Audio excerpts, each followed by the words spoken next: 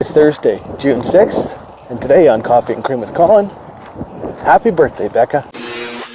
In Canada, I have certainly witnessed my share of bad drivers. People who drive dangerously fast, or too fast for road conditions. People who see themselves as the most important person on the road, and expect that everyone else should treat them accordingly. People who are just plain bad drivers. People who make you wonder who passed them on their driver's exam. None of this prepared me for Ethiopian driving.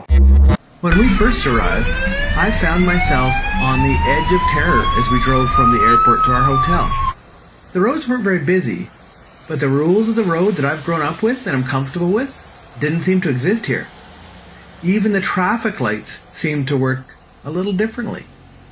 After spending 2 weeks in the country and having experienced both the hectic city driving as well as the even more hectic rural driving, here are some of my observations. I have nothing but respect for anyone willing to get into the driver's seat in Ethiopia. It takes a great deal of skill and patience to successfully navigate the roads there. For an experience that rarely looks very far removed from absolute chaos, it was so interesting to see how the drivers have developed their own rules and communication tools to help navigate this chaos. Their use of car horns was elegant, really. Only a few times did I hear a horn used in absolute frustration, and those few times may have just saved the lives of a small child or two.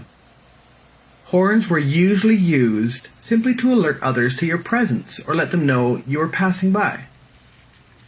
The creative use of lanes was another wonder to behold, like riding 3 vehicles abreast as we drove through a small town on a 2-lane road, all to keep everyone moving, as one vehicle was stopping to let passengers off or on. One was a heavily loaded truck driving slowly as it tried to navigate through the rough roads, and us as we skirted around on the far left side so as not to have to slow down too much. All the while, everyone was avoiding the livestock and the people along both sides of the road, as well as those randomly crossing the road for any number of reasons. Of course, in the rural areas, we often also encountered roads that were in horrible shape. So everyone would just try to find the least rugged route over a rough patch, and suddenly cars would be all over the road, only to quickly return to the proper lanes once smoother roads were reached again. There's probably a lot more that I could still say about driving in Ethiopia. I mean, I haven't even mentioned traffic circles yet. But I think I can sum it up in this, that anybody that I saw driving in Ethiopia, I have the utmost respect for your skills and your patience in the way you handle yourselves on those impossible roads.